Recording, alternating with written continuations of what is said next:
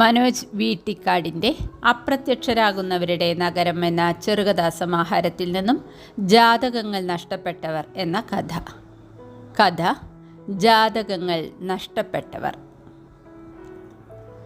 ചൂർണിയാറിൻ്റെ പാലം കടന്നുവന്ന അപരിചിതനായ അയാൾ അന്വേഷിച്ചത് ഗോപാലശേഷാദ്രിയെ മാത്രമായിരുന്നു.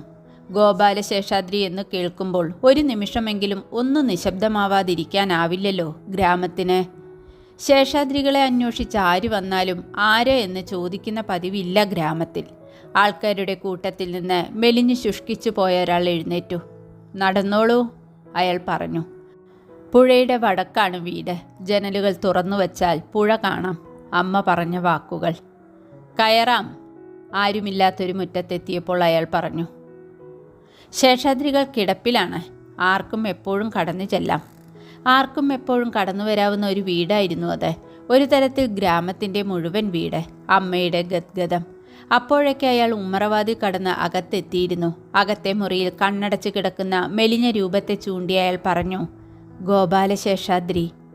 ശേഷാദ്രികൾ മെല്ലെ കണ്ണുകൾ തുറന്നു. അവയിലെ പ്രകാശം ഇപ്പോഴും കുറഞ്ഞിട്ടില്ല.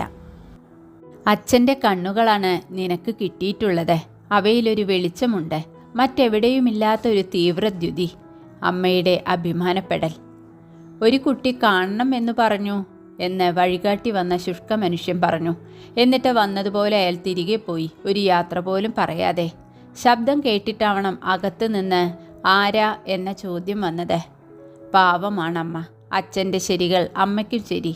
ഇടയ്ക്ക് അമ്മ ആത്മകഥ നടത്തുന്ന വാക്കുകൾ. മുത്തശ്ശ. അയാൾ ശേഷാദ്രിയുടെ കൈകൾ ചേർത്ത് പിടിച്ചു. ഇത് ഞാനാ, ആദിത്യൻ. അച്ഛൻ എനിക്കൊരു അനിയനുണ്ടാകുമ്പോൾ വിളിക്കാൻ എടുത്തു വെച്ച പേരാണ് ആദിത്യൻ. അത് നിനക്ക് തരണമെന്ന് എന്നോട് ആവശ്യപ്പെട്ടിരുന്നു. കാതുകളിൽ അമ്മ. ശേഷാദ്രിയുടെ കൈകൾ വല്ലാതെ വിറയ്ക്കുന്നതും കണ്ണുകളിൽ നക്ഷത്രങ്ങൾ തിളങ്ങുന്നതും അയാൾ കണ്ടു. ഇത്രയും കഴിയുമ്പോഴാണ് നിന്റെ മുത്തശ്ശി പ്രത്യക്ഷപ്പെടുക. എന്നും അതങ്ങനെയാണ്. സന്തോഷമായാലും സങ്കടമായാലും ആദ്യത്തെ ഭാഗം അച്ഛൻ എടുക്കും. മുത്തശ്ശി വിശ്വസിക്കാനാവാത്തതെന്തോ കണ്ടതുപോലെ. എൻ്റെ മോൾ പോയിട്ടേറെ കാലമായി, ആദിത്യൻ പറഞ്ഞു. അവിടെ നിന്ന് രക്ഷപ്പെടുമ്പോൾ 2 വിത്തുകളാണ് എന്നിലുണ്ടായിരുന്നത്. ഒന്ന് നീ, പിന്നെ ഈ മാറാവ്യാധിയുടെ വിഷബീജം. അമ്മയുടെ സങ്കടം. ആദിത്യൻ സഞ്ചി തുറന്നൊരു ഫോട്ടോ ആൽബം പുറത്തെടുത്തു. ഇതിലുണ്ട് അമ്മയുടെ ജീവിതം. തുറക്കാനാഞ്ഞ മുത്തശ്ശിയെ അയാൾ തടഞ്ഞു. ഇപ്പോഴല്ല, പിന്നെ എപ്പോഴെങ്കിലും. ഭിത്തിയിൽ നിറയെ ഫോട്ടോകൾ ചില്ലിട്ട് വെച്ചിട്ടുണ്ട്. ആദിത്യൻ ചുറ്റും നോക്കി. നിറം മങ്ങിയെങ്കിലും ഫോട്ടോകൾ അവിടെ തന്നെ ഉണ്ടായിരുന്നു. അച്ഛൻ ഓരോ സമരം കഴിഞ്ഞു വരുമ്പോഴും ഓരോ ചിത്രം കൊണ്ടുവരും. അവയങ്ങനെ വരിവരിയായി നോക്കുമ്പോൾ ഒരു ജനതയുടെ നിലനിൽപ്പിനു വേണ്ടിയുള്ള സമരത്തിൻ്റെ നേർചിത്രം മനസ്സിൽ കാണാം. അതാണ് നിന്റെ അമ്മ. ചിത്രങ്ങളെ തന്നെ നോക്കി നിൽക്കുന്നത് കണ്ടിട്ടാവണം മുത്തശ്ശി ഒരു ഫോട്ടോ ചൂണ്ടി പറഞ്ഞത്. ഞാനും പങ്കെടുത്തിട്ടുണ്ട് സമരത്തിൽ. അച്ഛനും ഞാനും കൂടി ഒരുമിച്ച് നിന്ന് ഒരു ചിത്രവും എടുത്തിട്ടുണ്ട്. അന്ന് വൈകുന്നേരം വീട്ടിൽ വന്നപ്പോഴാണ് തലവേദനയുണ്ട് എന്നവൾ ആദ്യമായി പറയുന്നത്. തല പൊട്ടിപ്പോണ പോലുള്ള വേദനയായിരുന്നു. അച്ഛനോട് പറഞ്ഞപ്പോൾ വെയിൽ കൊണ്ടിട്ടാവുമെന്ന് ആശ്വസിപ്പിച്ചു.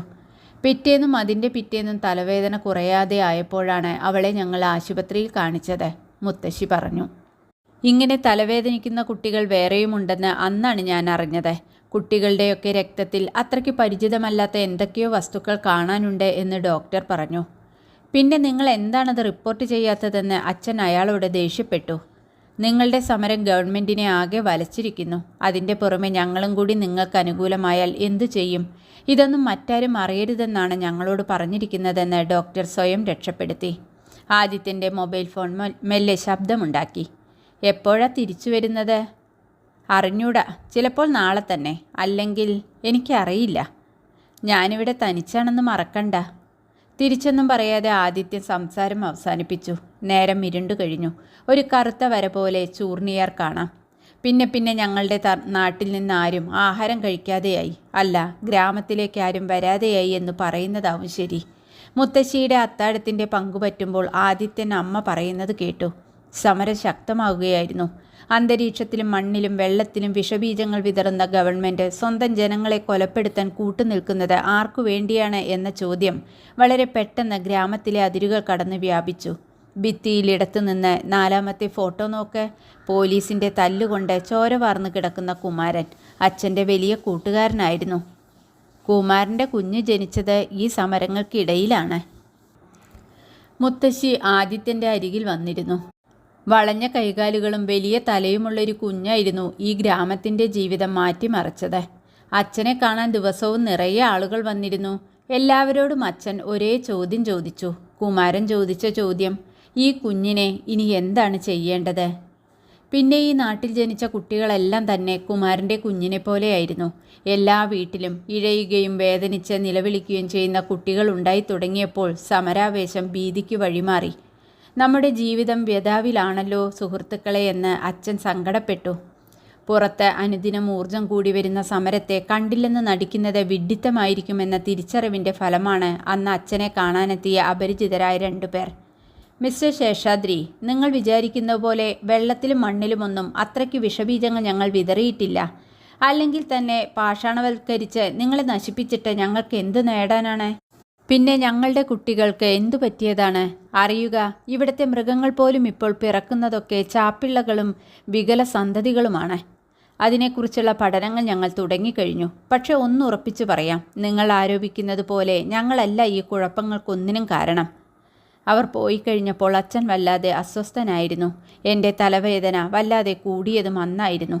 പതിവ് പോലെ വേദന സംഹാരികൾ തന്ന് എന്നെ ആശ്വസിപ്പിച്ച് ഡോക്ടർ അച്ഛനോട് ശണ്ട കൂടുന്നതിന് പകരം ഒരു ഒത്തുതീർപ്പിൻ്റെ സ്വരത്തിൽ സംസാരിച്ചു തുടങ്ങി.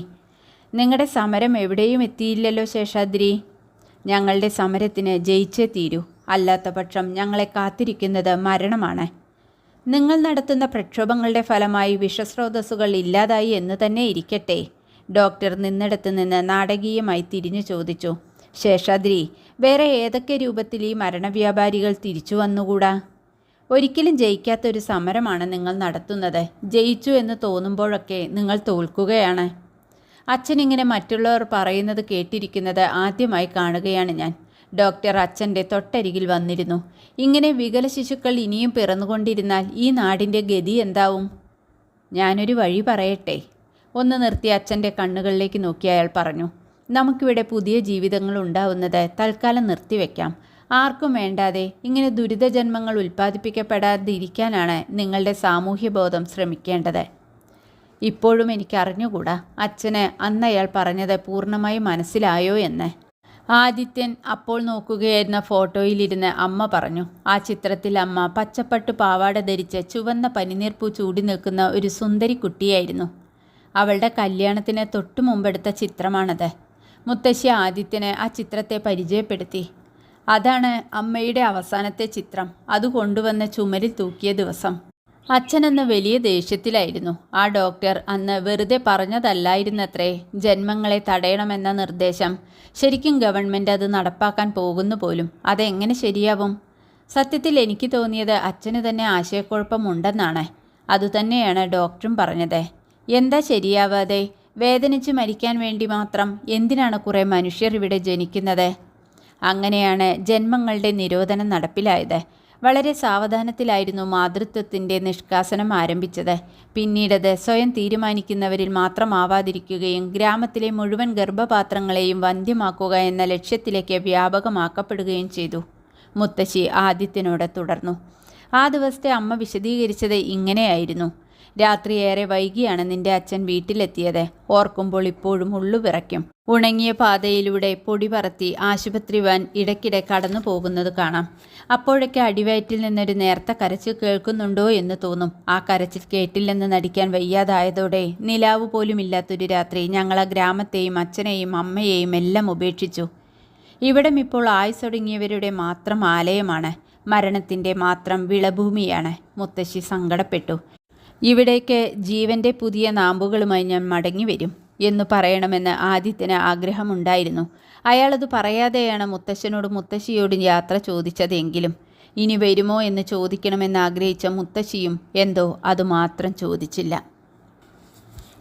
മനോജ് വീട്ടിക്കാടിൻ്റെ അപ്രത്യക്ഷരാകുന്നവരുടെ നഗരം എന്ന ചെറുകഥാ സമാഹാരത്തിൽ നിന്നും ജാതകങ്ങൾ നഷ്ടപ്പെട്ടവർ എന്ന കഥ ഇവിടെ അവസാനിക്കുന്നു. നന്ദി.